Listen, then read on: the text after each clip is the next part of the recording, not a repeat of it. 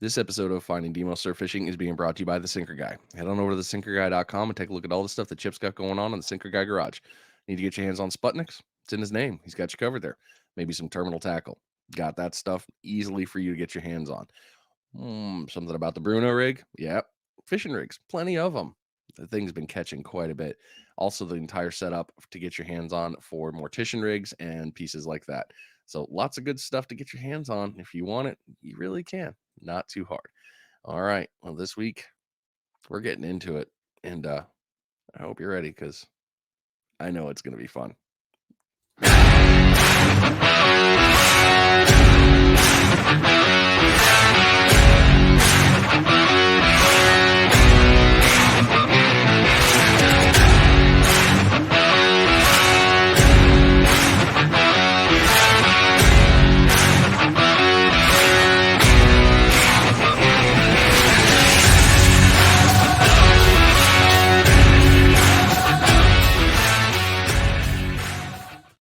All right, welcome to a new episode. It's a new week. Hope you're doing well wherever you are and you've been catching a bunch of fish. This week, we're doing a little digital road trip up to North Carolina, and we're talking with a name you've probably heard of before if you've been fishing ever in your life. Yeah, we're talking with Mr. Tommy Farmer. That's right, Carolina Cast Pro. You can find all his other stuff, his information and his market, office, let's see here, shop, knowledge, lots of pieces all put together on his website at carolinacastpro.com. He doesn't need a big introduction. World champion caster. Lots of people have gone to his seminars and come out saying, yeah, learned a ton, super successful, feeling great about it, and utilizing the knowledge that he's shared with them, and they're being successful. So I hope you're ready. Hope you got your notepads out because it's going to be a good episode. All right. Well, without further ado, welcome to the show, sir. Thank you for coming on. Glad to be here. So I love the background here. I'm all looking. I was like, nice, the North Carolina flag, some signatures. I see some plaques, and knowing what I've heard and seen about you, all this, I'm guessing that might have to do with some of your competitions back there. Is that what those are? And citations? Yes, citations are on a different wall, but this is just a portion of the plaques and awards that I've won through the not years, decades now in competitive casting.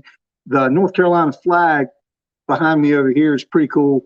Little piece. I took a flag when I went to Belgium, 2008, and I got all the casters. There was like, I don't know, 100 and some casters from like 15 different countries, and I got as many of them as I could wrangle up to sign the flag. So it's a pretty good memento for me personally, and it hangs prominently on the wall here in the shop. It's just a fun reminder of where I was, what I did, and it was a good time.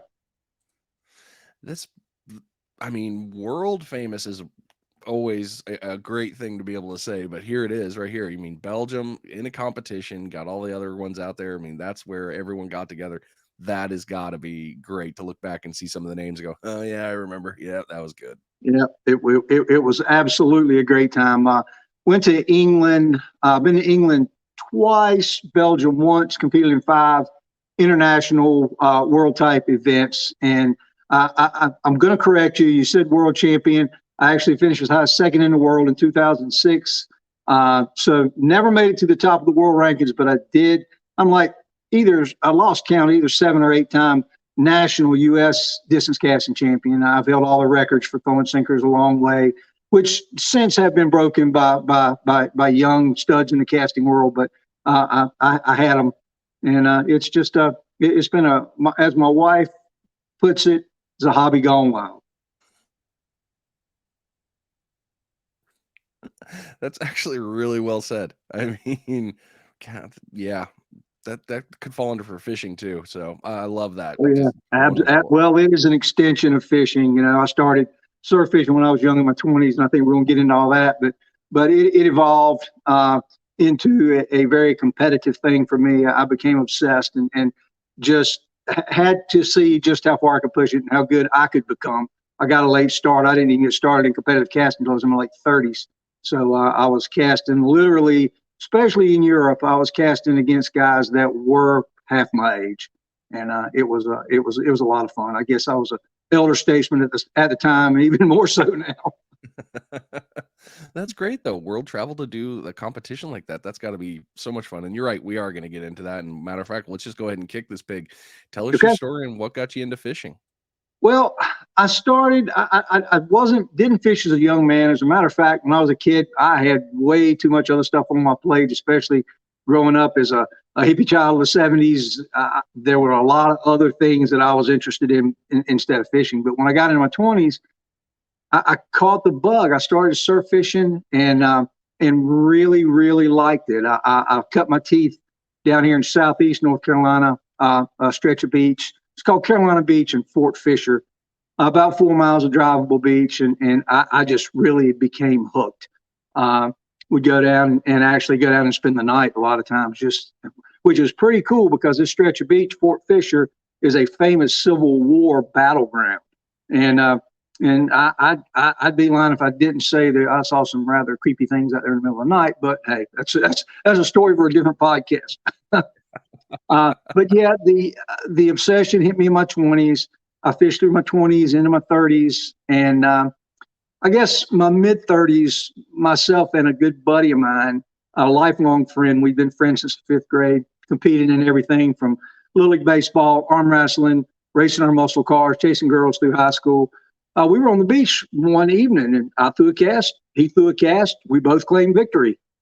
He said he threw farther. I said I threw farther. So the next week, we met out in a field, local fairgrounds, and Tony, he proceeded to take my $20. We bet, and he won, and he took my money, and that just kind of started an obsession. We found out there was an organization that put on tournaments.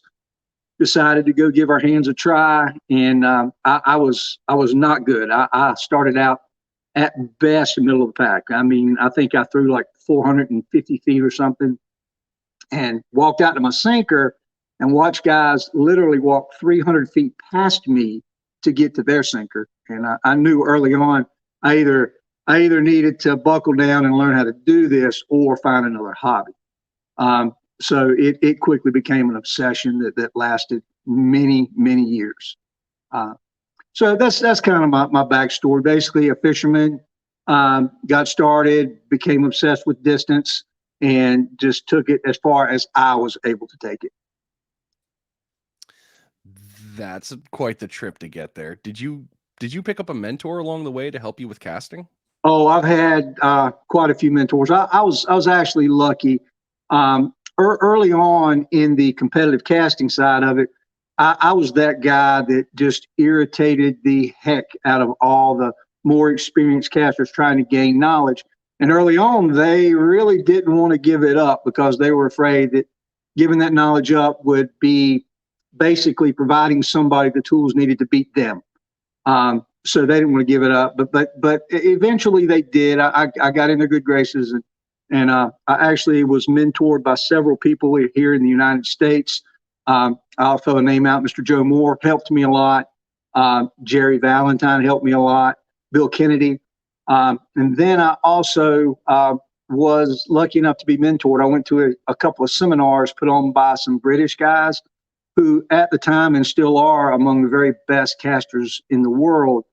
And Peter Thane, Roger Mortimer, these guys took time with me. And I guess I'd have to say Peter Thane, who was a British champion caster, was the one who first really saw potential in me and got it through my hard head how to actually use proper mechanics to execute a cast. It's not just about flailing as hard as you can. There's a lot of mechanics that go into it. And so, yes, I was lucky, blessed to be mentored by some of the best casters in the world.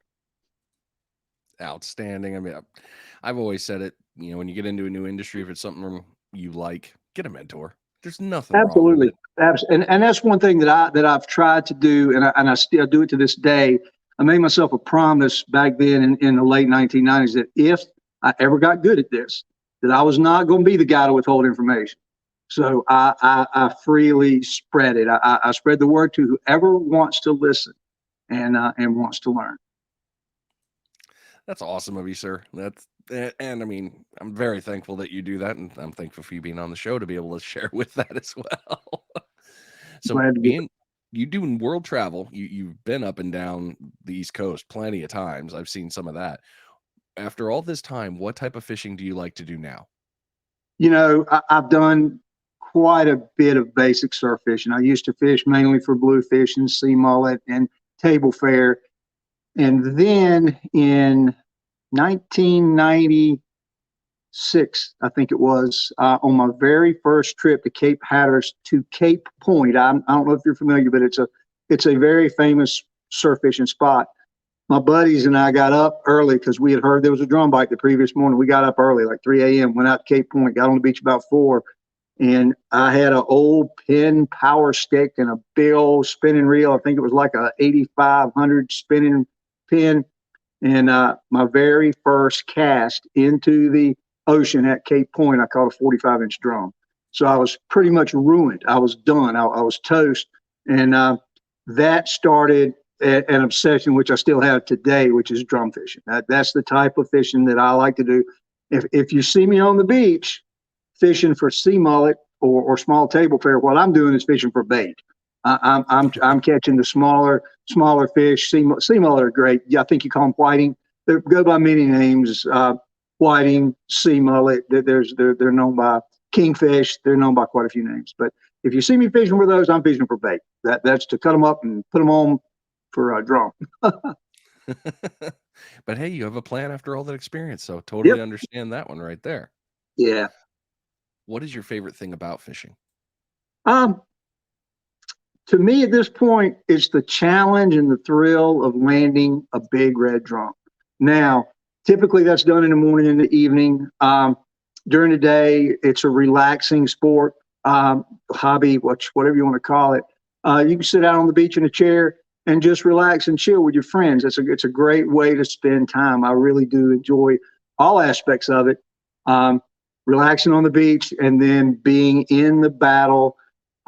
We call it the Congo line at Cape Point. There might be 10 people fishing on this little piece of real estate, or there might be 200 people fishing on this little piece of real estate. And it's almost like a orchestra or a dance. When everything's working well, it's a beautiful thing, but it only takes one or two people that are throwing not, and you're probably going to hear me say this later in the podcast, when in Rome, do as the Romans do. But if everybody's throwing 8 ounces in bait and it's drifting slowly, throw 8 ounces in bait and drift slowly. Don't be the guy with a 2-drop bottom rig and 4 ounces of bait tangling everybody up. But that is the thrill for me, is landing a big drum and relaxing and targeting the big fish. Sounds like a lot of fun. And the pictures I've ever seen of Cape Point throughout Hatteras have always been a shoulder to shoulder going after it. But everybody works well together, it looks like. Yep. And that's the thing. And a lot of the guys, you've got two different groups really of people. You've got what I'll call the locals, or the experienced guys who absolutely know what they're doing. And it doesn't take long when you step out there to be able to pick these guys out. And just quickly on advice for people and it's not just Cape Point, it's anywhere. But when you step to a new location and you're trying to figure it out, don't be that guy that just busts out there and tries to show your way is right. When in Rome, do as the Romans do: watch, observe, learn. And a couple of hours spent just standing there or sitting in a chair watching can be very, very valuable. And just watch, learn, and observe. Great advice, and hopefully one of y'all take that to heart, especially when you're going to a new fishery. Doesn't hurt to learn before you start playing. Yep. With all the traveling that you've done and all the great things that you've played with in fishing, what is a bucket list fish that you want to catch in life? Tarpon. That's a fish I've never caught. I've never caught a tarpon. It's something I want to do. I would love to hook up land and get pictures with a 100-pound tarpon. It's kind of a goal. It's just not, it's unfulfilled at this point. I think I've hooked them, but I've never put it on the beach. I hear they're quite the challenge to get to the beach as it is. Yeah, so that's what they say. I can't speak from experience because it's just not been on I've not done it. Very nice, sir. Well, This is one's kind of a weird one, and I'm very interested how you're going to answer it because you have done a lot of travel. Where would be a dream place for you to fish that you haven't been yet? Mexico, probably fishing for rooster fish. That's something. That's all. That's right there with tarpon on my bucket list of fish I want to catch and haven't done. But I think based on, I had an opportunity about 10 years ago, and it was a conflict of scheduling. I couldn't do it. But I wish I had gone. I wish I had gone and done that because the crew, the group, the guys that asked me to go were successful, and just the whole thing of getting on a little four-wheeler and going however many miles down the beach to find the spot and landing a fish. It's a bucket list item too. Well, I look forward to seeing the post there because it sounds like you're already like, yes, this will happen, and I I will make I this. hope that it does. Yes. Yep. Well, this one's going to be a little bit of a challenger for you, I think. What has been your favorite fishing memory? Well, that's really pretty easy. When I started going to Cape Hatteras in the 1990s, I was in my 30s. I've got a brother who's older than I am. He's 16 years older than I am, and a cousin who was his age. They were like brothers growing up, and I was much younger. Was never in with them because I was a kid. By the time they were graduating from high school, I was 3 years old. I mean, I was just a boy, but spending time at Cape Hatteras fishing with my brother and cousin and the other guys that came in our group because we had 6 or 8 guys. We run a big house, go fishing every fall, and just to have that opportunity to bond and get to spend time with and know my brother and my cousin really they're probably some of the fondest memories that I have. It was really really good times, and they were in. Typically we'd all pile in, chip in, and rent a big old oceanfront house and sit on the deck and drink till 3 a.m. And those memories are very as clouded and foggy as they are. They were great times. That sounds like a lot of fun. We're going to move Yeah. into the fun part of the show here of getting the Okay. knowledge. So this is the All right. tips, tricks, and knowledge piece. All right. And this is about your personal fishing, however you'd like to answer it. So let's Mhm. start at the very beginning. You're going to go Okay. fishing. How do you plan your fishing trip? Okay. It used to be back in the day, back the days I was describing in the 90s, we would take our best shot at a week out of the year. We would pick a week, usually late October, early November, rent a house. We did it months in advance, so we were at the mercy of the weather gods. What we had when we got there. I've evolved quite a bit. My business now kind of revolves around trips to the beach. But what I do now, I still in the fall I'll rent a house there for a month. Basically, move to Hatteras, set up shop, do my thing while I'm there. In the spring, typically I watch several things. Number one, start with the time of year, spring or fall. Water temperature. Water temperature is very important, especially if you're chasing red drum. You want to in the spring, 63 degrees or so rising temperature is where you want to go. And then in the fall, it's the opposite. When it starts dropping and gets into low 70s, that's really when the drum fishing starts. Also, very important are wind direction and tides. Um, Typically, where I fish at Cape Point, southwest wind is king. That's what rules there because of the way the geography and the shape of the beaches at that point that pushes the warmer water in and brings the fish and the bait and then the fish in. Um, yeah, and then tides. Tides are important too. My personal favorite is falling tide. And if you can catch that near dawn or dusk, in other words, if you're an hour before dusk and you hit high tide, you're catching that falling tide through dusk or through dawn.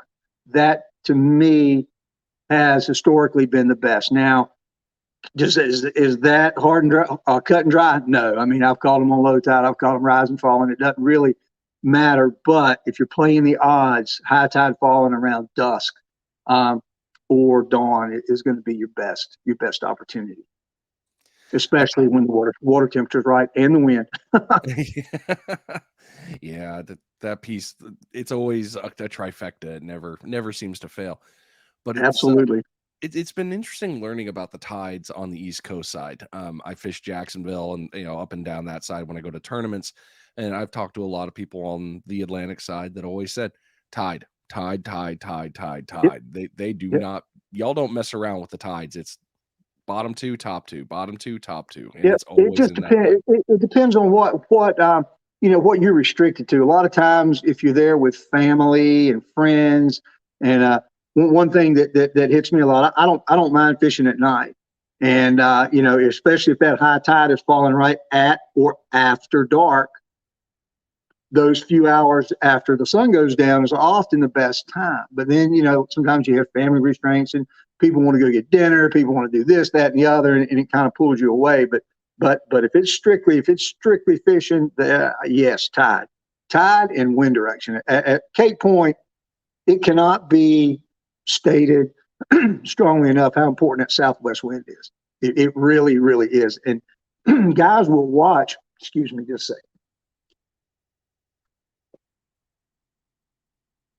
second. Guys will pay attention to the winds.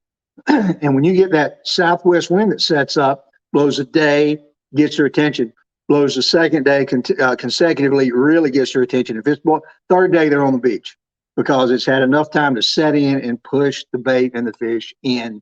And it's cool because you can watch these schools of fish.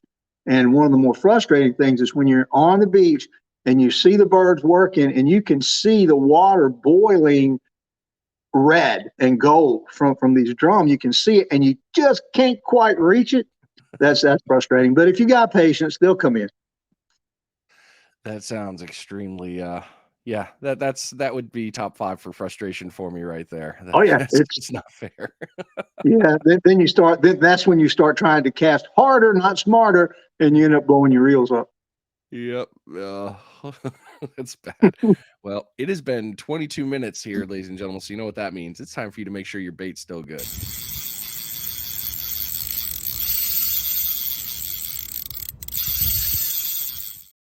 This bait check is being brought to you by Ninja Tackle. Go over to ninjatackleva.com and take a look at all those fun Ninja Dagger rods. You guys know I love them. I've got the 7-footers. I got a couple of those that I use for inshore and I use at the beach to throw. Lots of fun there, all the way up to 12-footers. He's got different ones in between. The 8.6 has been on fire in the Panhandle region lately, catching Jack Crevalle right from there, throwing lures. It's a great series. Need to get rigs? Yep, Matt's got them in there as well. Or if you're into firearms, Ninja Tactical. He's got you set up there for any kind of Glock accessories, other firearm pieces. NinjaTackleVA.com. Go take a look at all the fun stuff and you won't be disappointed. So now that we've talked about that with your planning of your trip, let's move into the spot location. Spots Okay. are very important, and I know with the Cape, you've definitely got holes and you've got all the pieces there. But what do you look for when you're picking a spot to fish? Okay. I'm gonna step away from Cape Point because Cape Point is you're not really reading the beach. There are nuances. There are cuts and sloughs and bars, but basically you go to the right hand side. If you got a right to left drift set up, you throw out and you walk with the bait, keeping it in front of you. So that kind of takes that out of the equation. But if I'm on the beach and I'm looking for a place to fish, I'm going to ride the beach at low tide. Okay, low tide is key because you can see the structure, you can see the cuts in the bar, you can see the sloughs, you can see how many bars you're dealing with. Sometimes here in North Carolina, it's typically 2. I know in Texas, sometimes they go 3 bars deep down on the Gulf Coast in Texas. But you want to find structure. You want to look for kind of the holy grail, and it's what swimmers are scared to death of. Is what draws surf fishermen in. That's the riptide. What that is indicative of is a break in the bar. It's a cut in the sandbar. It's a gate. It's a door. It's a highway in and out from the deeper water into the slough along the beach. So you want to find that cut in the bar, and the only way you're going to do that really is riding the beach at low tide. Now you can, when there's a little much water in there, if you're patient, you can ride the beach carefully observing the beach, looking at the sandbar zone. If you're riding along and there's waves breaking over here, and you see an area that's dead, there's no waves breaking, stop and observe. Watch it for 5 minutes. If it's continuously no waves breaking. That's deep water. That's the cut in the bar. That's where you want to set up. It takes a little more time and a little more observation when the water's deeper than it does at low tide, because at low tide, a lot of times you can see it clearly. But you can still find it. But finding that break in the bar is key. So I'm not sure the beaches in Florida, I don't know how much riding you can do on the beach, but in North Carolina, there's quite a bit that you can, and that is one of the best tools at your disposal. Is get in the truck, ride, with GPS, you can put in coordinates and know where to come back at high tide if you want, or just find the spot, set up and stay, and just enjoy it. So one of the videos that you posted for you were fishing the North Carolina Beach Buggy Association tournament last year. Okay. And you were changing locations and driving down the beach, and you stopped at one, and there weren't too many people fishing. And you said that in your video, you're like, surprised nobody else is down here. But Yeah. you had really broken down a great rip current, breaks in the bars, and you were just talking, look, I would fish here, here, here, and here. And you gave all that information in that video. Yeah, I was judging. I was actually judging in the tournament at that point in time. And when you're judging, you're basically on free time until you get a call. Then you got to scurry on down to where the fish has been caught. But I was just riding the beach, and I saw what looked to me to be just a outstanding spot. So I just stopped and gave a little tutorial on what I see and what you can look for and find, because what you see at low tide versus what is there or visible at high tide is completely different. And if you don't know it's there, then you'll ride right by it and never see it. And it could be a potential really good spot, productive spot to fish. And when you find those cuts in the bar, and I'm sure we'll get to that in a bit, but when you find it, you've got a slough running. I call it a slough, a cut or a gut, whatever you want to call it, running parallel to the beach. Sometimes no more than 20 feet out, 30 feet out. You've got that parallel slough. Then you've got the cut in the bar. What I like to do, if I'm hunting, if I'm searching for fish, I'll throw one side or the other of the cut in that slough. No more short rod, short cast in the slough. I'll put a second bait in the mouth of the cut, one side or the other typically.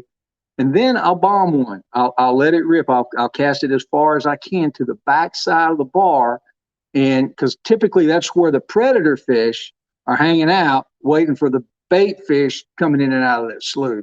So and then you can narrow that down. I always leave a long rod out. Always leave it out. And if you then you can kind of see whether they're more hanging in close in the slough, or whether the fish are more active in and out of the cut. So it's really just a matter of spreading the baits out, finding where the fish is productive. Yeah, you already led us right into the next one there about. I did. I looked down and realized that I had another note I've got here is about casting, and I've had people tell me so many times. They'll say, "Tommy, we appreciate what you do, but it's kind of a waste because the fish are always at your feet. They're right there. They're in that first slough." Well, that is not necessarily the case. Your numbers, your production numbers are going to be higher in that slough. You're going to catch more small fish. But if you don't have the capability to cast far, okay, if that tool is not in your tackle box, you're never going to know. The fish can be there, and you won't know they're there until a long caster shows up and bows up. You don't even know the fish are there until somebody gets there who can reach those fish. I've got a story. I don't know. It was probably 6 or 7 years ago now. I was at Cape Point. It was not a very productive day. There wasn't a real good drift set up left to right. There was probably 15 people standing on the point proper. This is a dynamic place. It changes shapes all the time. I mean, sometimes it's a nub, sometimes it's a long, skinny point. This was a long, skinny point. There was about 15 guys standing on the end. I walked right up there and said my hellos and just bombed one out. I hit it as hard as I could. And as I was walking back, letting the slack out of my reel, getting a little bit of overrun out, I came to the end of the conga line. There was an old timer standing there, and he was belly laughing. He was laughing hard. And he said, "You just overcast overthrew all the fish, don't you? And nobody was catching anything. Now these guys, they were just talking. There was no catching going on. He said, you just threw past all the fish, don't you?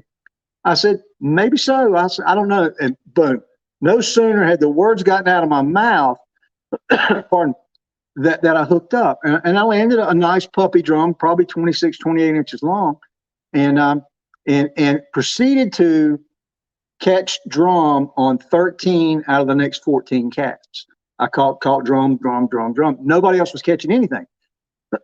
Pardon. A friend of mine, another guy, good fisherman, good caster, named Ryan Young, he steps up and he said, Tommy, he said, is anything going on? I said, there's a hole out there. I said, you got a bomb to get to it. He threw one out, boom, immediately he hooked up. Ryan and I were catching fish. This went on for, I don't know, however long it took to throw 14 casts, maybe an hour or so. Before that was over, these same guys, the guy that was laughing was saying, will you please cast for me? Will you take my rod? Will you please cast for me? Because they couldn't reach it. So the moral of the story is you need to test the waters. You need to test short, medium, and long. If you don't have the capability or the tool in your tackle box to throw long range, then you won't even know the fish are there. I mean, they can be there laughing at you, and you don't even know it. So it is when people ask me about distance and how important it is, I tell them it's just another tool. It's like your favorite lure, your favorite bait, your favorite reel. It's just something else in your tackle box that will help increase your ratio, with the added bonus that often the bigger fish are out there at range. Yeah, I'm trying not to be giddy about this because I've seen it. There are so many times that I've seen we're all fishing normal range, short, medium, long, and then next thing you know, you got that one guy that can do the super cast. And yeah, he picked it up. So that actually happened the other day with when I was fishing with Chip. He was down here, and I wasn't getting my long cast, and I've unfortunately lost a little bit of my cast distance with my lack of fishing. I can help you. I can help you. I'll take it. But Chip was launching it, and he got a limit. I was a bit short, and I also had a bad read, but it didn't matter either way. But yeah, even just one can be that difference maker. Super long. Absolutely, it can. And you don't know. Like I said, you don't know what you don't know. And if they're out there and you can't reach them, you don't know.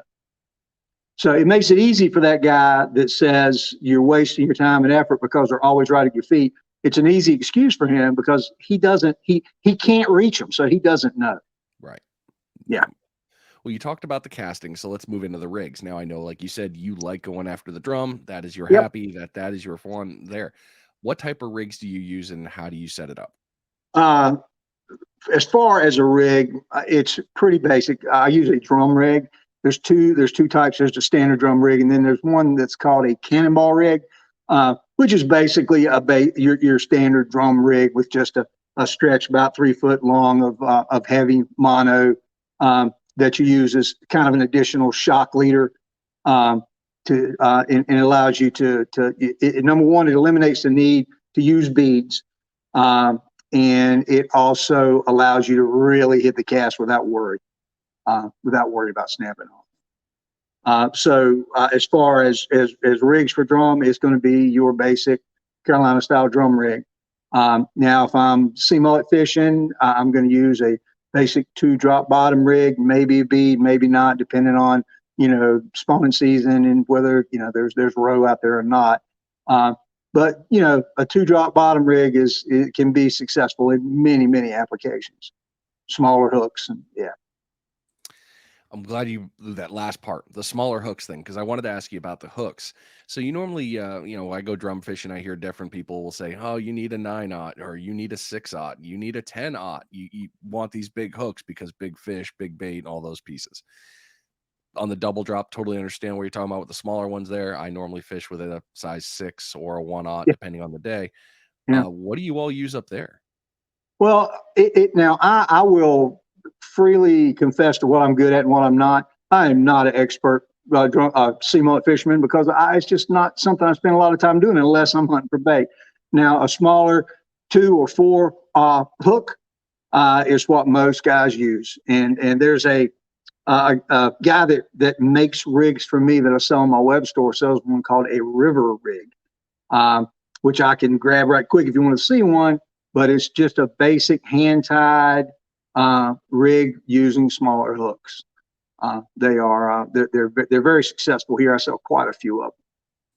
What's the name so I can link it back and people can look for it in your shop? Give me 3 seconds. Sure. So this is the fun part about cameras, ladies and gentlemen. We can do it this way. It's not like the regular podcast where you have to pause it. Hey, I'm back. All right. What do we got here? It's called a river rig. Oh, Lone Ranger. And the reason it's not for fishing in the rivers, the guy who actually came up with this, his nickname is River. That's what they call him. And he started fishing this, and he was very successful when many others were not. But this is it's called a long range river rig. Number 4 hooks. See if I can get it in there close where you can see. Yep, can you see that? Yep, see it good. Yep. I've got them on my web store. They're very, very good for sea mullet, pompano, what I call panfish. Okay.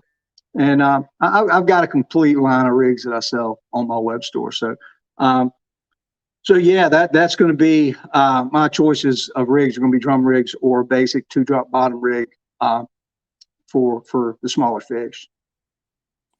Okay. And what about with the drum, the Carolina rig, what size hook do you recommend? Well, it's funny. Hook sizes are going to vary. 8-all in one manufacturer is going to be different from another. Eagle Claw versus a Gamakatsu, they're not necessarily the same, but I'm typically fishing 8-aught or 9, depending on the hook. I want a big enough hook that a large drum, and here we're talking 50+ pound fish, is not going to get lost in there. He's going to feel it. And so yeah, I know guys that fish 10s. There are guys that fish 10s. There are guys that fish smaller, and it's you can have success either way. But just based on experience, that's what I have found to be best. Understood on that.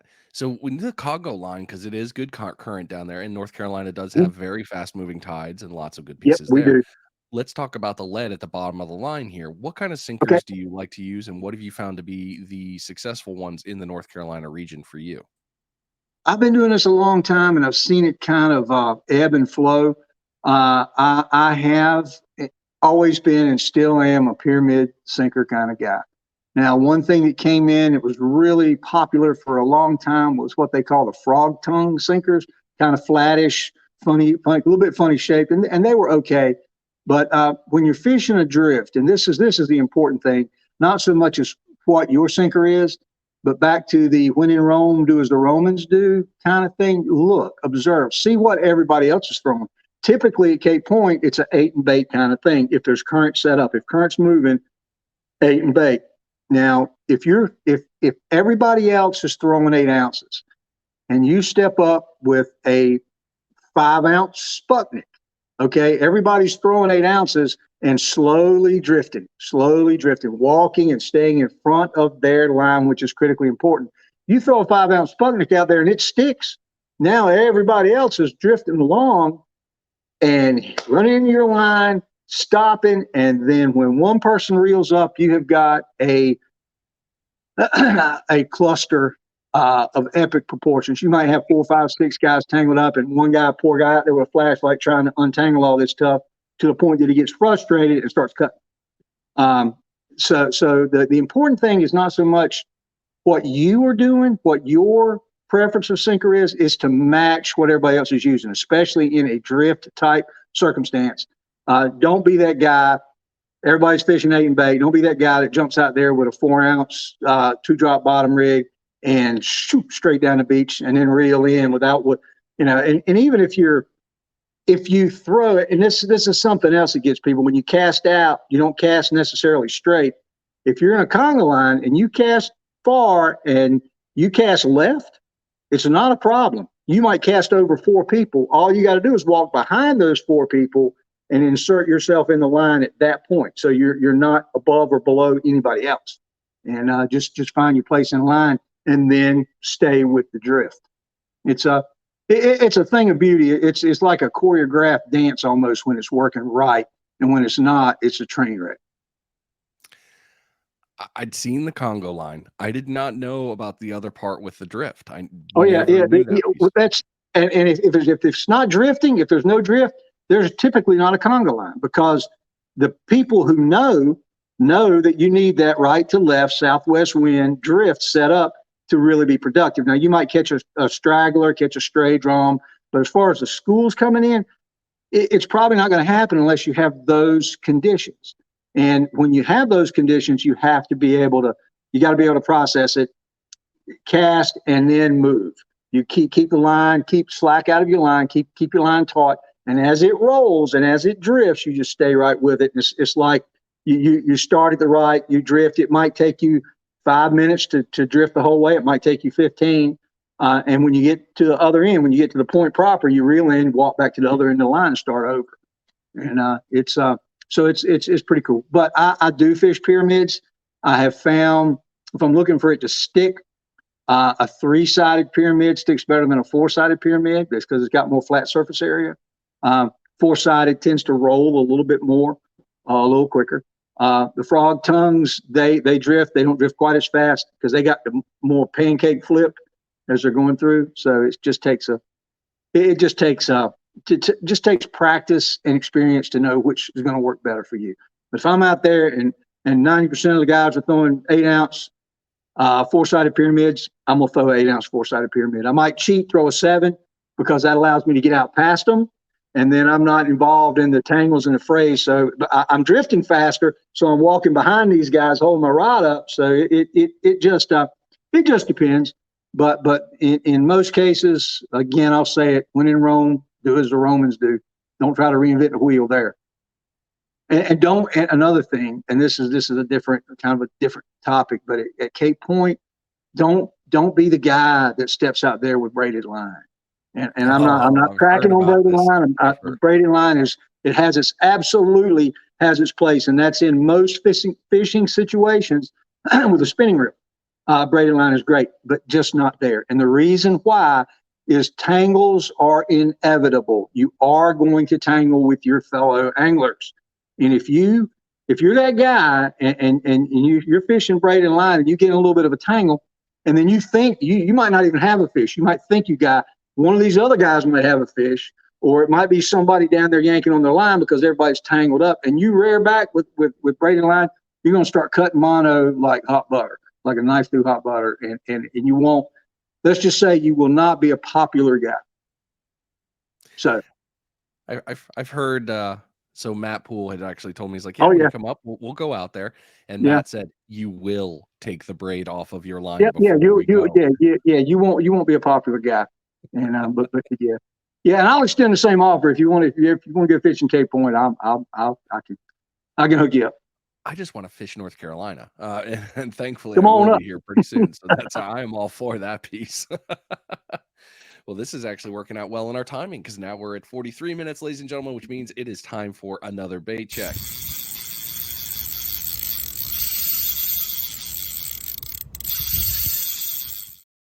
It's the second bait check of the episode, and hopefully you've caught a bunch of fish by now. Hopefully you're having the best day out fishing because that's what we all want for you. That's what we really care about. This bait check is being brought to you by DS Custom Tackle. And over to DS Custom Tackle and take a look at the different style of equipment that they have. Hooks, got them by plenty. You can get them in bulk orders if you want. Beads, floats, no problem. Jigs, teasers, he's got them all in there. Lots of good pieces to get your hands on through the website. If you're a rig maker and you're looking to partner up with somebody to get wholesale pricing on that, reach out to DS Custom Tackle and see if they've got something available for you. DSCustomTackle.com. Get your order in today. So when we talked about the sinkers, we've nailed in the big pieces there, and I can see what you're saying about the three-sided not doing as much. I've seen with the wobble there and the pancake with that one. And you primarily go pyramid. Have you seen some people just like, look, they're die hard for a bank or a cannonball, or this sinker is what I've got to use when you're in that sort of situation in North Carolina fishing, especially shoulder to shoulder? Is it everybody tries to stay to the same style, or is it just within the same parameters? When you're at the point, when you're at Cape Point, you need to be on the program. You need to be doing what everybody else is doing. Now, once you step away, and when I say away from Cape Point, you can be 100 yards right or south or 100 yards north of the conga line, and you can fish what you want. It's not going to be a problem because you're not going to cause tangles and issues with other fishermen. So if you like a bank sinker, if you really want a lot of motion and rolling with your sinker, bank sinker's fine. Sputnik sinker, if your gear is not really set up to throw the heavy weights, but you still need it to stick, throw a 5-ounce Sputnik sinker. It's going to grab as well as an 8-ounce pyramid would stick. So, once you're away from the crowd, you can pretty much do what you want. And one thing that I've learned is that fishermen, have very strong opinions about what works for them and what works and what doesn't work. And what I've learned is that they're not wrong. If it works for them, then there's nothing wrong with what they're doing. I like it when people are open-minded enough to continue to learn. I've been doing this a long time, and I try to learn something every time I go out. There are guys at Cape Point. They're some of the best surf fish, in my opinion. They're some of the best surf fishermen in the world that fish that spot. And when I say in the world, it's for that type of surf fishing, for that specific type. I mean, there's guys out there who can really, really cast, who really know how to read the water. And to this day, I watch those guys. I observe. I see what they're doing and what can I do to improve my catch. What can I do to get better? There's one guy. I'm not going into names, but there's a guy who is well known for drum fishing. There's a little competition. They call it the Man. It's unofficial, but at the end of the year, the man who has the most drum, you're it. You're that guy. You're that guy for the year. But I watched this guy, and he had this little habit where every time that he was getting ready to cast, he'd walk out to the water, take a little bit of salt water in his right hand, and just splash it on his reel. And I watched him, and again, I'm gonna say he's one of the best fishermen that I've ever known. And I watched this guy, and I watched it, and a lot of people look at him as unapproachable because he's kind of up a little bit on a pedestal. But I walked up to him, and I said, dude, I said, I gotta know. I said, I do everything in my power to keep salt water off of my equipment. I don't want to touch it. And I said, but I watch you do this every time. He just laughed. He busted out laughing. He said, Tommy, he said, it's just habit. He said, I like my line wet. He said, I don't like casting dry, which I'm the opposite. I want it as dry as it can be so I can get the best grip I can. But he said, it's strictly a habit. He said, there's no reason for it. So, and the point being that I don't care who you are, you can learn. And if you shut your mind down and you think you know everything, that's when you stop growing. And I mean, not pointing fingers at any angler individually, but we have bad habits of that in this industry. Of I know what I'm doing, I'm good. Oh yeah, there's too many people that won't adjust, and you gotta be flexible in this. It can only make you better. You can only make you better, and then it's up to you to call the information. If you think that this is worthy and you think that this is good information, then go with it. Add it to your tackle box. Add it to your arsenal. And then, you can always discard what doesn't prove to work for you. If it doesn't work, don't do it. If it works for you, then hey, you've added a skill. Well, when we've been talking about the travel and pieces, let's move into this one here. Okay. If you're going to go fish somewhere new, what do you do for planning to get out there and fish? Okay. I'm going to take it as kind of we talked about already. I'm going to read the beach. I'm going to use if I don't have local knowledge, if I don't have somebody there to guide or to help me to understand the fishery, then I'm going to default to what I know. I'm going to try to get on the beach at low tide. I'm going to try to find that spot. I'm going to find that cut, because that's going to immediately that's going to increase your odds. If you've got a gate, a door, a super highway coming from the backside of the bar into the slough, your odds go up immediately. So I'm going to use that knowledge. I'm going to try different baits. I'm going to hit the local tackle shops. I'm going to say, look, I said, I'm not, as the old saying goes, I ain't from around here. I need some help. Will you tell me what I need to do? And what I found is that almost any tackle shop that you go into, they are willing to help. Most of the guys want to talk. Most of the guys want to freely give information. Now, every now and then you run into a tackle shop that they're gonna tell you whatever you need to hear to spend more money. But for the most part, these guys just want to help you. Yeah, I'm loving that about tackle shops nowadays. I've only gone into one where I was like, you really want to ring the register? All right, we can do this. I got nothing but time. All right. So the last one before we start moving our last two questions, and then we'll move into the casting piece here. How do you adjust your tactics for fishing when the bite isn't on fire? Okay. The number one thing for me is to be mobile.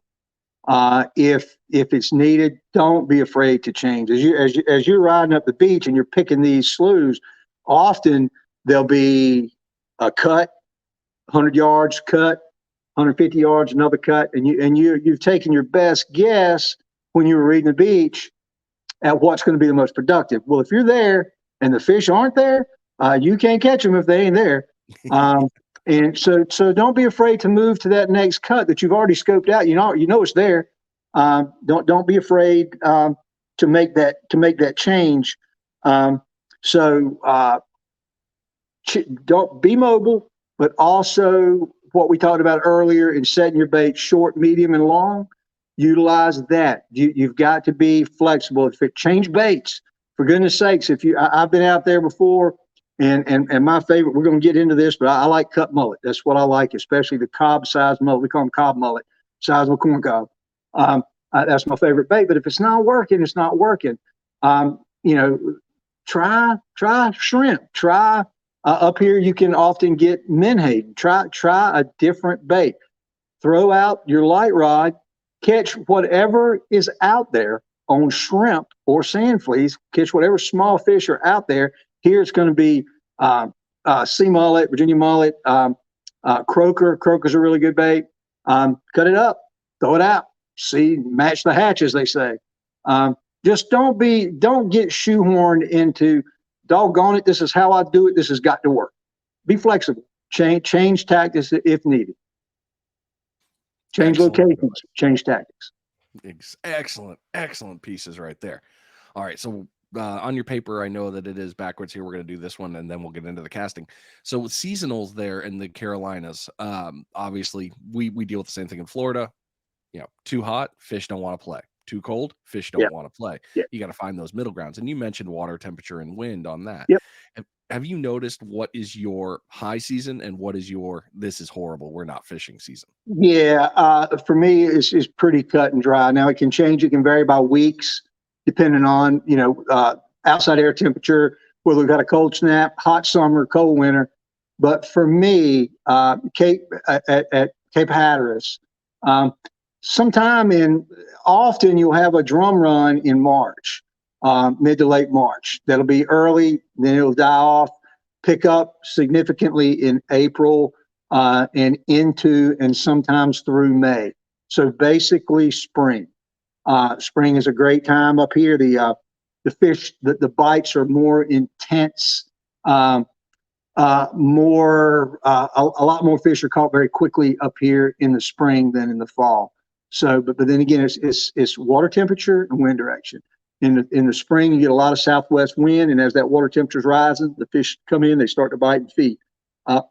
Fall, it's kind of the opposite. September can be okay. You've got to really pick your spot.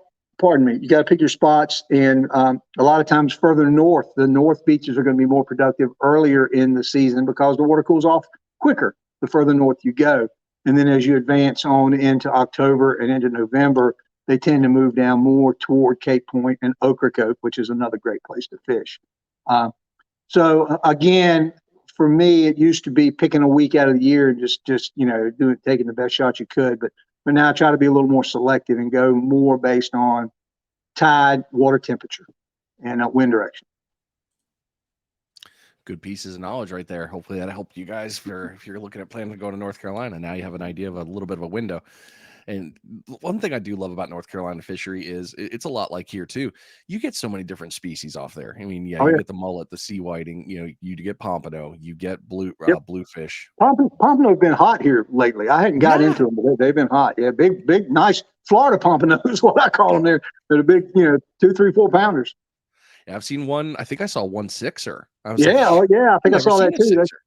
That's a nice fish. That's dinner for several. Definitely is. Oh, so much cool stuff. But that's the fun thing about the Carolinas. People instantly go, "Oh, you got to fish just the points." Like, no, all of the North Carolina shore is really There decent there fishing. there are a lot of people. There are a lot of people who either used to fish the point, got burnt out, don't want to do it anymore. There are a lot of people who will tell you, I'm not going there. I don't enjoy combat fishing. I don't want to do it. They rather find a stretch of beach somewhere out on the miles of beach that you can't access and drive on. They'll do what we've talked about. They'll ride the beach. They'll pick their spot. They'll find the cut. They'll find a slough and sit. They don't like the pressure and the intensity of fishing Cape Point because it is different. It's not as again as the old saying goes, it ain't for everybody. But for me, I personally love it. I love getting out there and getting in the middle of the mix, and it adds another layer to the challenge of the catch when you do it through 50 or 100 people. When you're the guy that lands the fish in a crowd like that, or the absolute best. And this happened to me in April. There was really nothing going on, and there were guys, and a lot you'll see this at Cape Point. Guys will stand at the ready. They'll stand along the beach, either at their truck with their rod baited up in their rod rack or holding their rod. They're socializing until that first fish is caught, and then it gets serious. Well, I was that guy out there. I was soaking bait. I had just got there and talked to everybody. Nothing's happening. Nothing's going on. So I bomb a cast out there, and it was almost a splash bite. It was on. I mean, as soon as it hit, I hooked up and landed it. I think it was a 49-inch drum. It was a nice big fish. And anyway, I landed the fish. As I was fighting the fish, I turned and looked back to my right, and what was one or two people fishing on this stretch of beach south of Cape Point. I looked, and there must have been 75 people, and I had already worked my way down. I was able to land the fish, but then I became the observer watching these guys, and just a couple of more fish were caught. So I got my fish on the beach, and I stepped back and watched. So I didn't. There wasn't enough fish there for me to get back into that melee. But had there been fish, I would have been back in the mix. It was one of those freak things. But the change from nobody fishing to everybody fishing on one fish caught was pretty cool. It sounds like it. Yeah, it's a unique place, and if for anybody who hasn't fished it, I recommend it highly. But do it with an open mind and willingness to learn and willingness to watch and observe before you jump out there. Great advice. Well, let's do the final bait check because we're going to get into some serious nitty gritty here when it comes to casting. So I like the we way just you do the bait checks. It's like every 20 minutes, just like Yep. fishing. You need 20 to You 30, gotta and that's do it. it. You Yes, gotta you do. chat. And Yep, I've had a lot of people mention that part of the show. Like, 20-minute bait check, and it's like, yep, good. yep. It got stuck in your mind. That's what I And hope for. unless it's a mullet head, then I'll give it 45. Yeah, that's not moving anywhere. Yeah, definitely good. All right, let's knock this bait check out.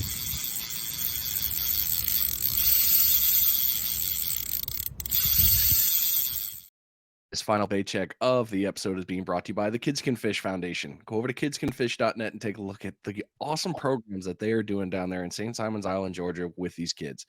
All of your donations, whether they're the charitable contribution or for the fishing, the Red Running of the Bulls fishing tournament that'll be held this fall, all of that goes back in, and they set up these camps for kids, cast net clinics, fishing clinics, rods, reels. Every kid learns something and goes home with gear, and that is thanks to your contributions that do that.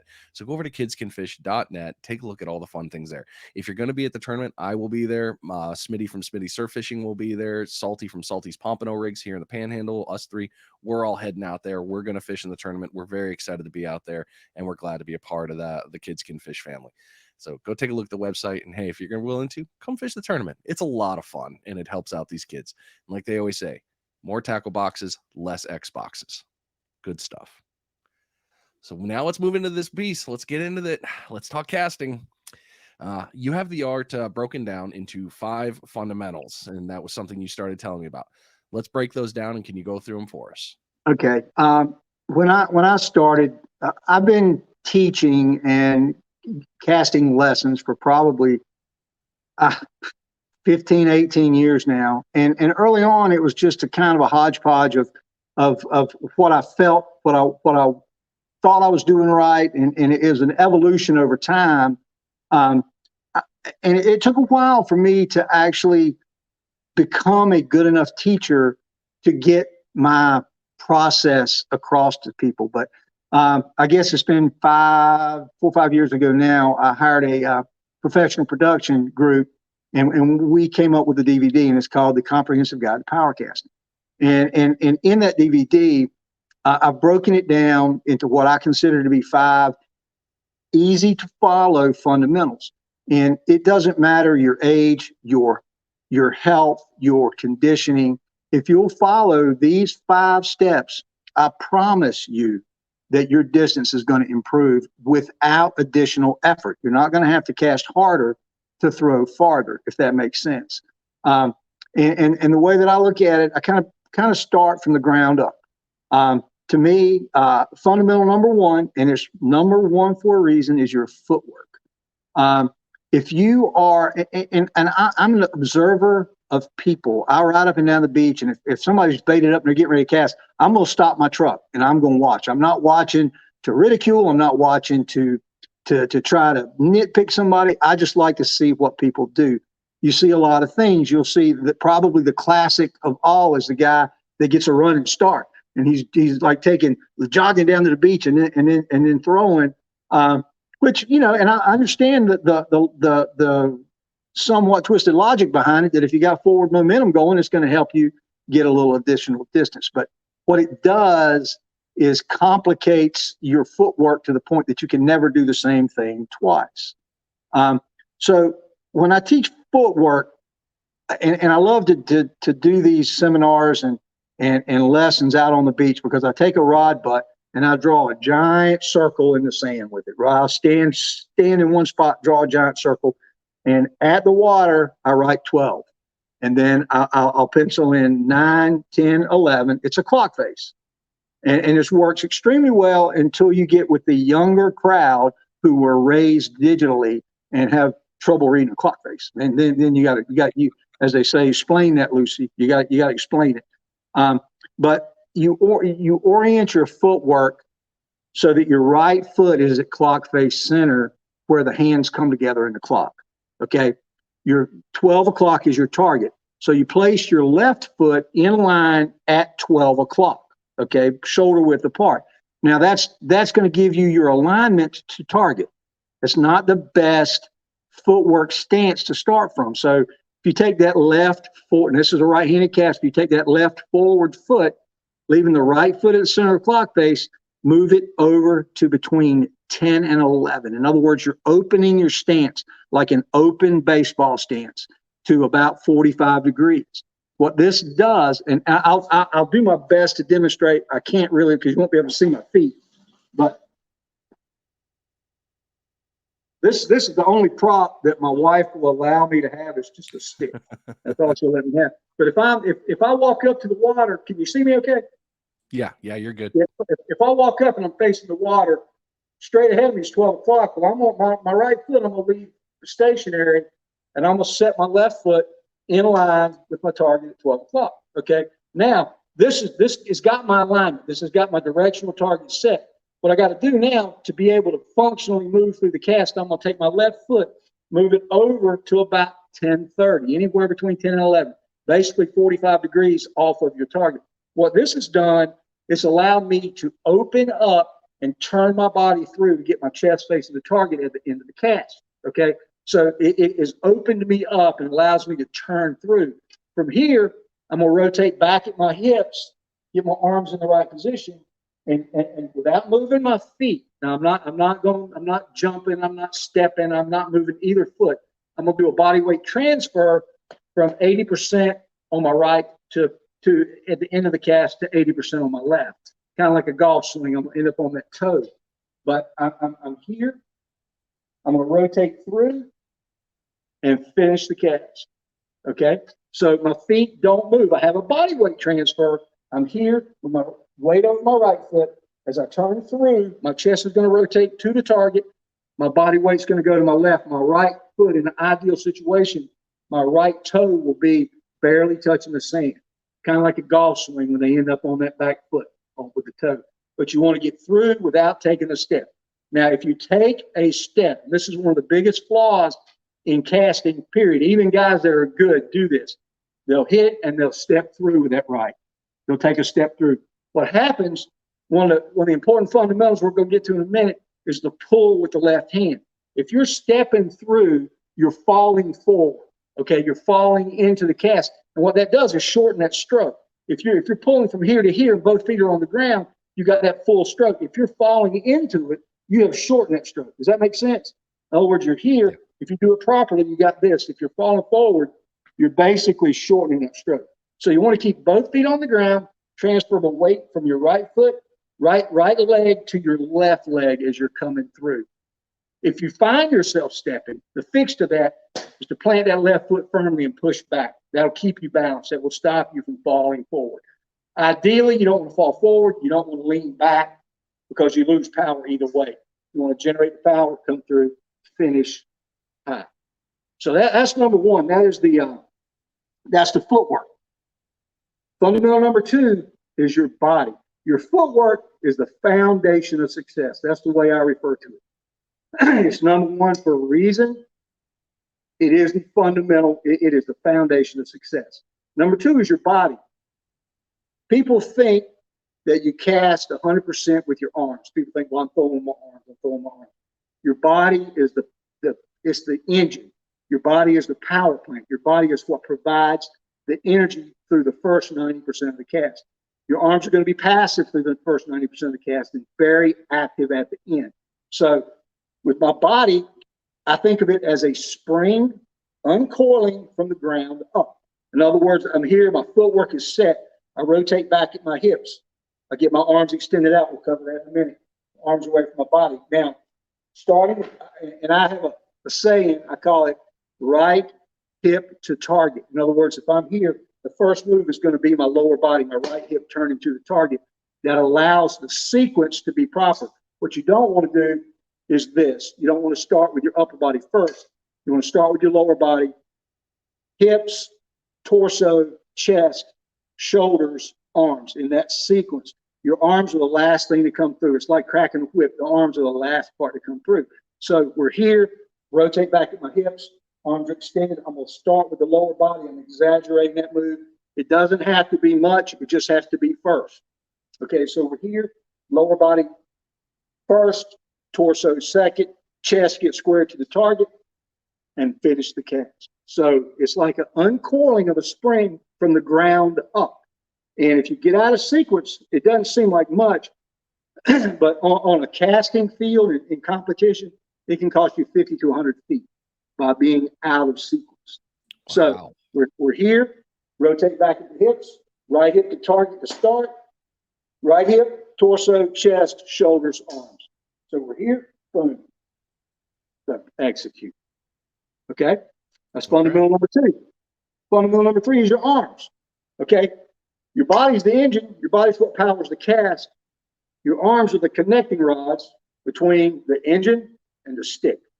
Your arms are passive through the first 90% of the cast. This is probably the hardest thing to get novice, or actually the worst one is the experienced caster, the guy that's been doing it for 30 years. He can't change. It's hard to change old habits. So if I'm here and I rotate back, my arms are going to be extended. From here to here, my body is driving the bus. My arms are passive. They're along to the right.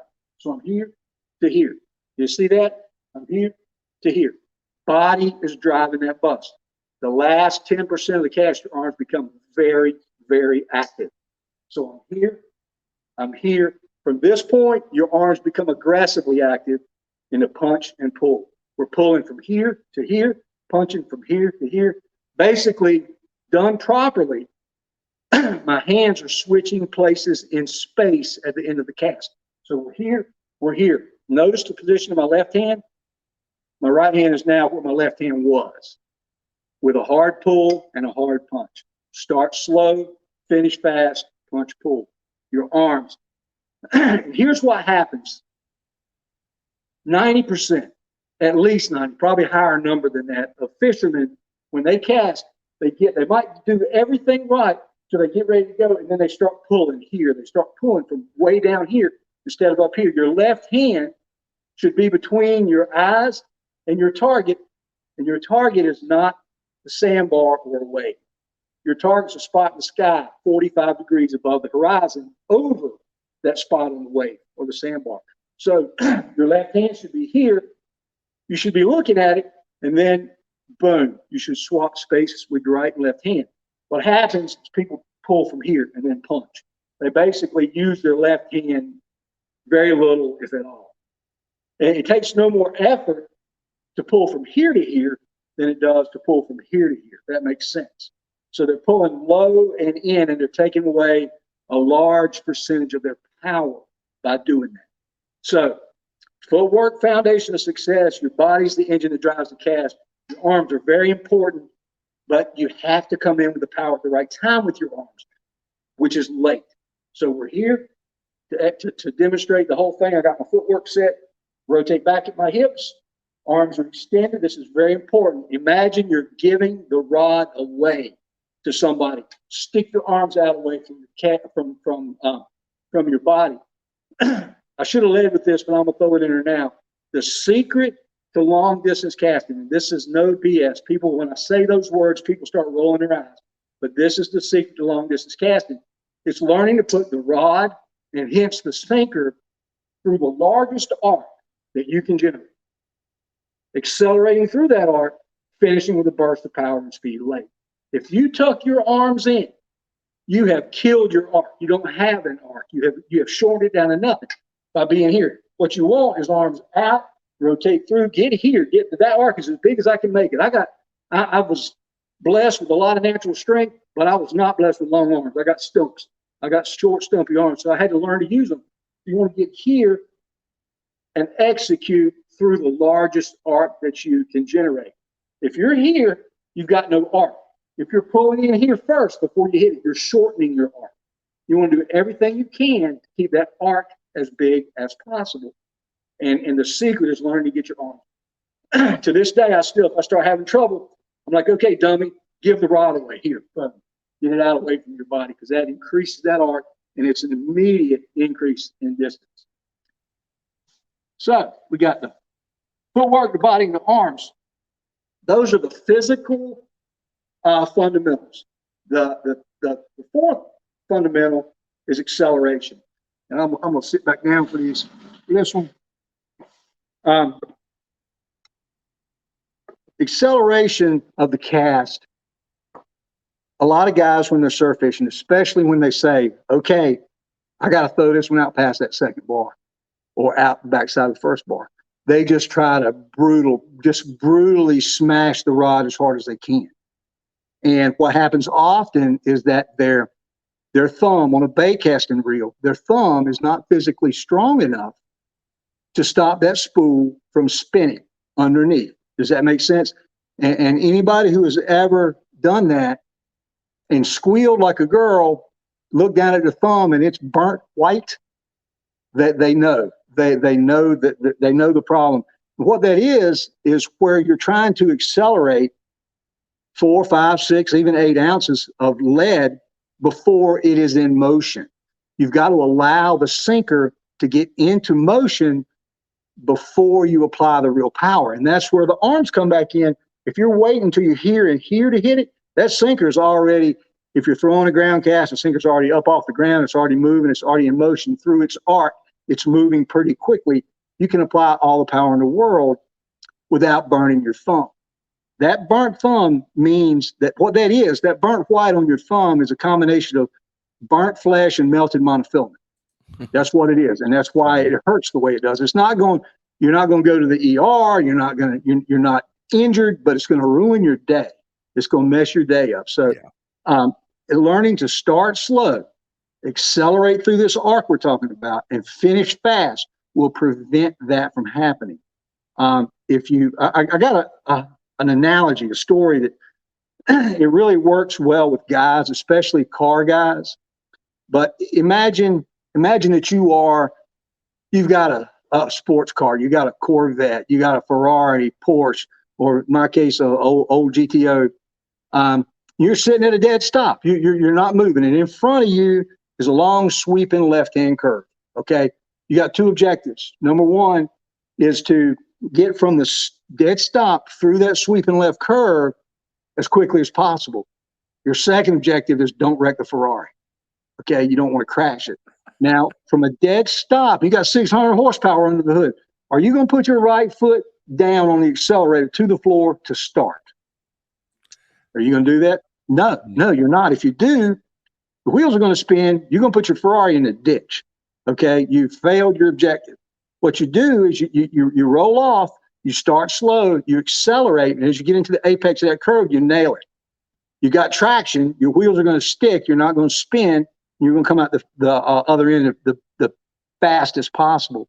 Well, cast is exactly the same way. If you try to nail it from the start, your thumb is not physically strong enough to hold that spool from losing traction and spinning under your thumb. That hence the burnt monofilament and flesh. But if you start slow, accelerate through this arc and finish with a burst of power and speed late, that sinker's in motion. It's like hitting a moving target. It's easy. It doesn't hurt your thumb. They say, and I'll say that the best casts are effortless. And the reason the best casts are effortless is because you have got that sinker in motion, moving through an arc before you apply that finishing power. So acceleration is fundamental number 4, and it's very important. Now, the last fundamental is a number, and it's something that a lot of fishermen, even guys that have been doing this for many, many years and decades, don't understand, and that's the number 45. It's 45 degrees, and it comes up over and over and over in casting for distance.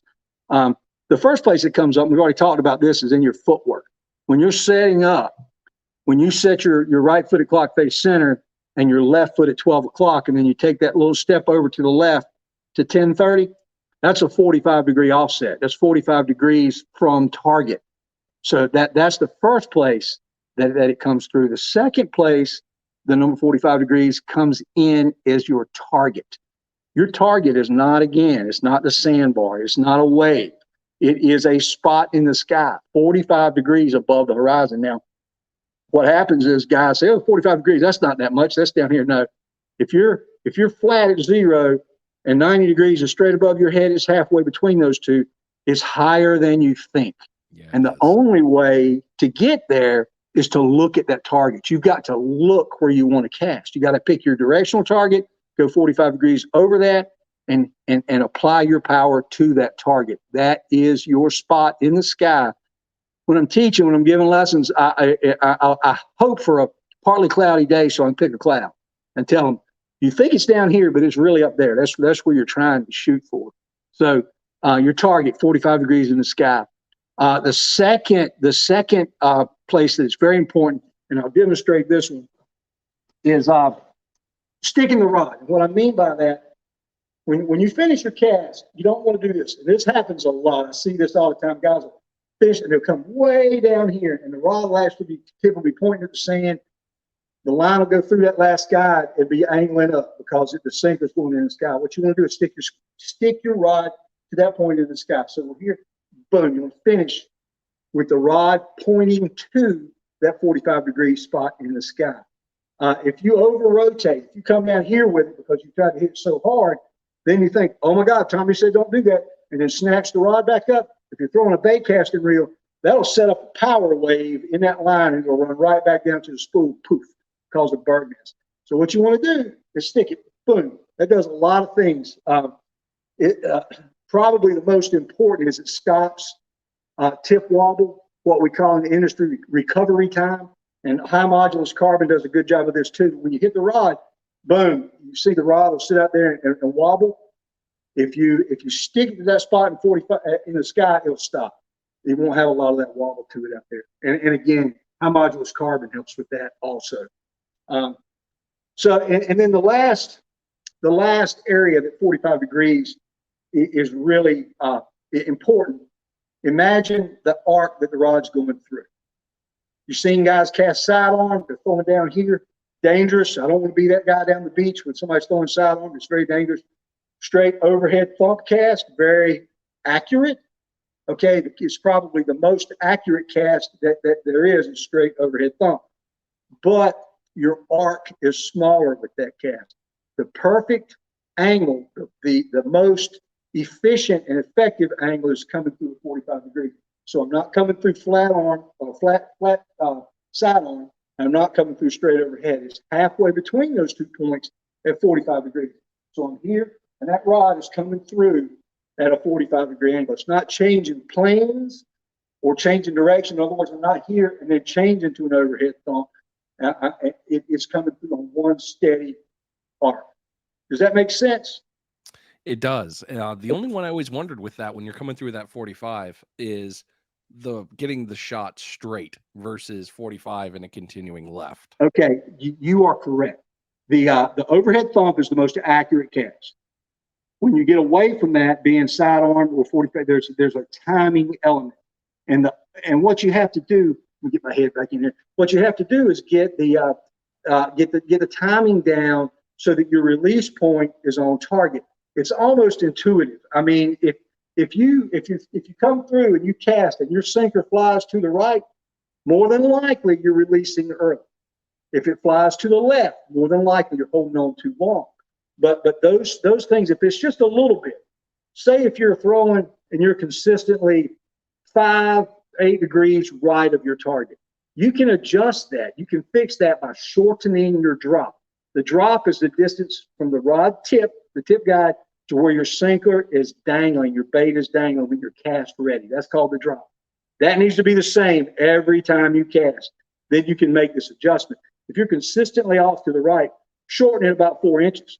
Everything in the cast will happen faster, you'll come through quicker, and it'll be on target when you release. If you're consistently throwing 5 to 8 degrees left of target, exactly the opposite. Add about 4 to 6 inches of drop. It'll slow everything down and bring you back on target. So when you're dialed in and your cast is correct, you can actually use your drop length to adjust or adapt based on direction. And that can change from day to day based on how you feel, what's going on in your body. If you're having aches or pains, it might adjust a little bit. But you can absolutely adjust your direction based on that if you're consistent. Now, if you're throwing 20 degrees left, 20 degrees right, you got other fundamental issues you got to work on first. But once you get it dialed in, that 45 degrees coming through is going to give you the biggest arc. Going back to the secret of power casting, that 45-degree arc coming through is what's going to give you the biggest arc and hence the best cast as far as distance goes. I never would have thought that rig length would make such a difference with that. That's pretty impressive right there. Well, it's just, it's like I said early on, I became obsessed is not even really the right word. It became a dominant force in my life. I had to become the best I could be at it. I can't explain why. I don't know. It just obsessed me. And once I had a taste and started winning tournaments, and then I think it was 2004 or 5. Well, let's see. It's on the walls. 2005 was when I first broke the United States distance casting record. Then I reset that record about a half a dozen times during my run. It became a defensive mechanism for me. I didn't want to lose that. I didn't want to fall off that pedestal. So I fought hard to defend it. And inevitably, Father Time wins, and I did. But it was an obsession, and all those little things are items that I would go to the field and work on. I would set up a camera every single cast in practice. That's what I've got, like 350 YouTube videos out there. And 90% of those are just me casting, just practice, not tutorial, not instructional, just me, where I would videotape this stuff. And early on, what I would do is videotape it and share it through YouTube to my guy buddies in the UK and get them to critique my cast to figure out what I was doing wrong. But after enough time, I was able to self-critique and learn. But all these little things and breaking these 5 fundamentals down is really where it's at. And then guys say, well, that's just tournament casting. That doesn't really apply to fishing. Well, it does. What we've talked about, those 5 fundamentals, all that's teaching you the proper way to hit a cast. You can take that to the next level. You've got, and once you learn that, once you learn those 5 fundamentals, you can apply that to any casting style, whether you want to throw a regular beach cast, we call it a Hatteras cast, a ground cast, a tournament style ground cast, which is a very effective cast, or even the full on tournament pendulum cast. The finish is the same. It's all about getting that sinker in motion, coming through the arc and hitting it hard late. And once you get it dialed in, then your accuracy pretty much comes, and you can make whatever little adjustments you need to make. Well, thank you very much for sharing all of that, because that was a ton of great things. And a lot of people are going to, I already know we're going to start seeing stuff after this episode of like, so 45 and with a little this, it's going to help people out. And that's key. So thank you so much for sharing with that, sir. That's my what I call the 5 fundamentals of power casting. And as a shameless plug, CarolinaCastPro.com DVD, it's on there. It's got everything in there from the 5 fundamentals to demonstrating different casts to reel tuning, just a lot of different things that I learned over the 20 however many 25 years now that I've been doing this. Yeah, you might have a few years of experience that people could probably learn from. But I'm worn out. Well, I watched, I believe it was one of your recent ones. There was a recent tournament you went out and cast, and somebody had launched it well over, I want to say it was close to 400. It was it was just unreal numbers of like, good Lord, that thing can fly.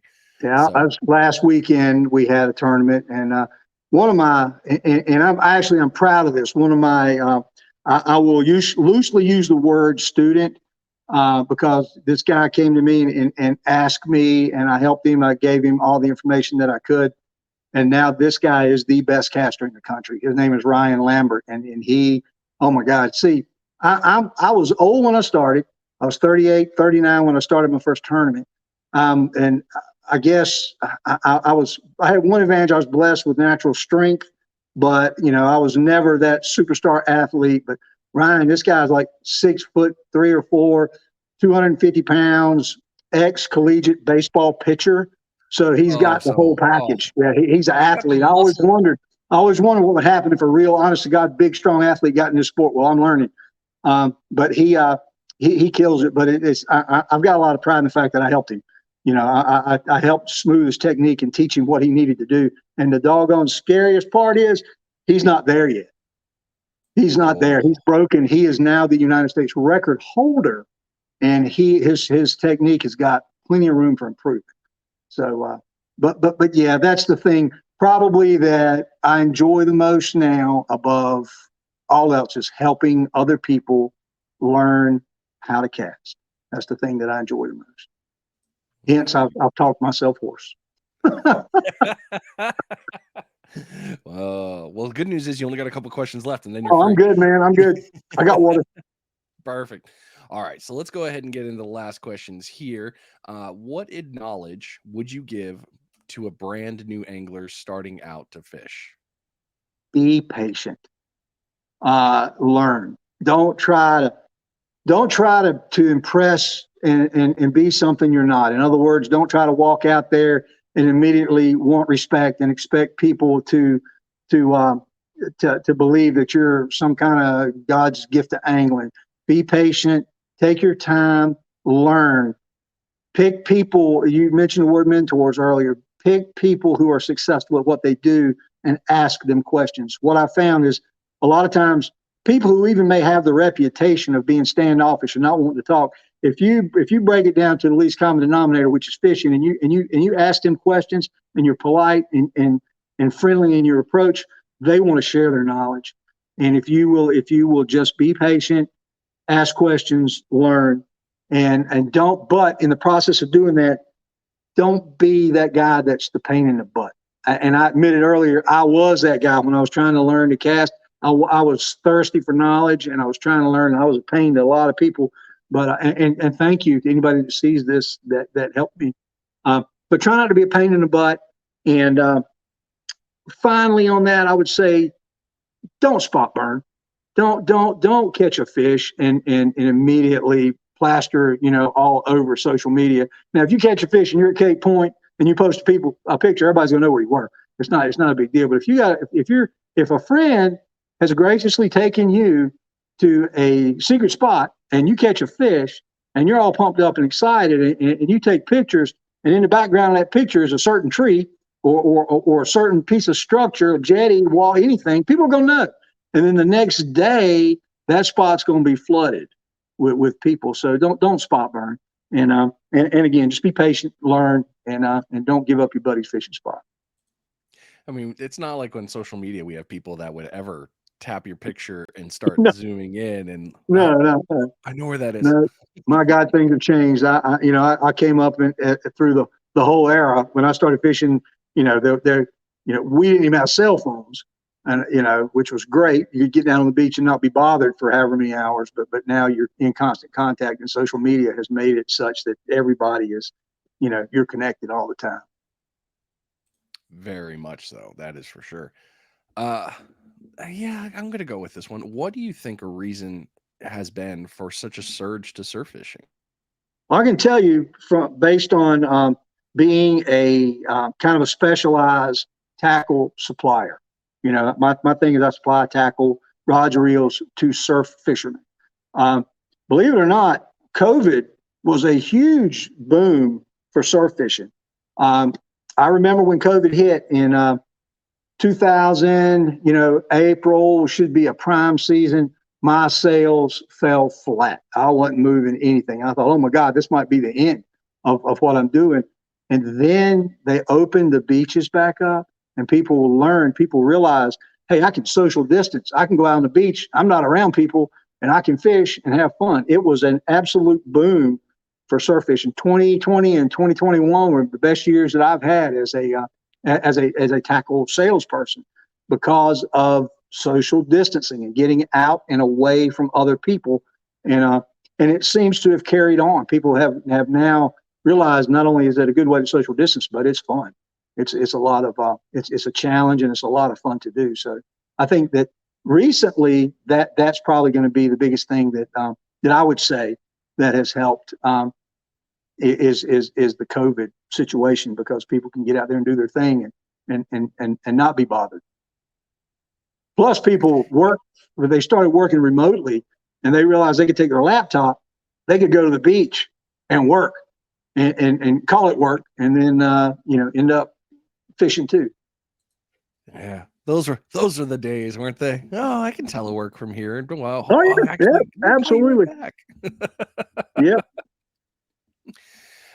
You kind of mentioned this one, and I'll ask it again to see if there was anything else left. What do you recommend to someone coming to your area to fish that's never been there before before they even put a line in the water? Again, watch, observe, and learn. When in Rome, do as the Romans do. Ask questions. And if you're fishing a location, say like Cape Point, doesn't have to be Cape Point, but anywhere there's current and you got a drift. And this is a I'm gonna call it a fundamental flaw in tactics. People cast and they stand there. They'll sand spike. They'll put their rod and reel in a sand spike, and then they'll go make a sandwich. And this current does what current does. And in 15 minutes, their sinker's on the beach, 50, 75 yards down the beach. And if there's anybody fishing down there, that's an immediate tangle. You're not making friends like that. So if you're fishing an area that it's drifting, there's a couple of tactics that you can use. Number one being heavier weight, whatever it takes to hold bottom. But the thing is, if it's drifting, drift is not bad. Drift inherently is good because you're covering more ground with one cast. So if it's a right to left drift, walk down the beach 100 feet, cast out, and then walk with your rod. Stay in front of your line. Keep the slack out. Don't snatch it so that you're constantly reeling in or you don't have any line out, but just follow it. Stay in front of it. Don't be the guy that stands here in the line, takes off down the beach. Yeah, you don't want to do that. You won't make friends and influence people that way. Yeah, I haven't really dealt with it so much, drift fishing here, because I mean the current here is not.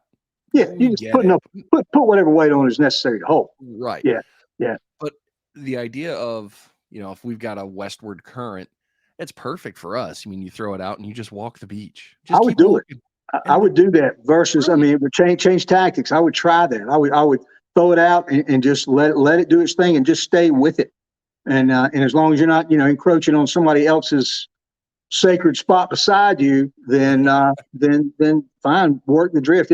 It's a very successful tactic at or around Cape Hatteras. I'm gonna have to try it here sometime. That's for sure. So the final question, we'll get you out of here. And this has been great, Tommy. Thank you so much for this. Yep. What's next for you? Well, I guess I'm just going to keep doing what I do. I love my job. I'm blessed to be able to do what I do and to help other people. Number one, improve their catch, improve their casting ability, and put high quality rods and reels in people's hands. I'm going to tell you this opportunity for the shameless plug. My company, my business is Carolina Cast Pro, carolinacastpro.com. I've got a complete lineup of surf fishing rods, everything from a light 8-foot inshore half to 1.5 ounce rod, all the way up to a 13-foot 8 to 12, which is a drum fishing machine. Probably my best sellers in the Florida market, my best seller is going to be a 13-foot 3 to 6. Super high modulus carbon fiber rod. I'll put it up against anything out there as far as performance. I've got 11-foot, I got 10-foot 1 to 4, 11-foot 2 to 5, 11-foot 3 to 6, 12-foot 3 to 7, 13-foot 3 to 6, 6 to 10, and 8 to 12. And then I got a 12-foot 8, 4 to 8 ounce. So I pretty much have the whole lineup covered. IM10 high modulus carbon fiber, Fuji K guides on the factory built rods. They perform. I put them up against anything out there. When I say that, I mean anything out there, and typically come out even or ahead. So CarolinaCastPro.com, let me help you. I probably my best seller is at 13.3 to 6, and the reason it's my best seller is Florida Pompano fishermen, and I really want to expand my business in the Florida market. So look me up, guys. I'll be glad to help you. And comprehensive guide to power casting DVD. CarolinaCastPro.com. Well, those have been great. Thank you so much, Tommy, for everything. The knowledge, You're welcome. being so open with all this, and hopefully, I know it will. There's no way this doesn't help somebody out there. And yes, if I am coming to North Carolina, I will happily let you know. Hi, I'd like to have you come whip my ass for a little while and enjoy some good conversation and walk the beach as we try to drift. That'd be fun. I'd be honored to help you get better. That's all. Well, much appreciated, sir. We'll definitely talk soon, and we'll see you next time. Okay. All right, sir.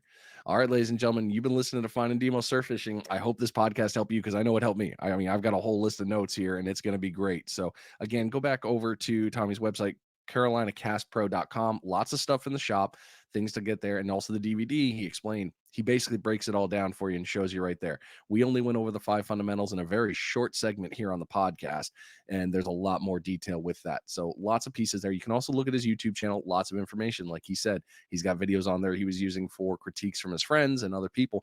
That's still stuff for you. Always game day knowledge, right? We're always looking at footage, trying to find a way to get better. So hopefully this episode helped you. If it did, don't forget to share it out there because somebody else could also use it. You've listened to Finding Demo Surf Fishing. Great seeing you. I'm out of here.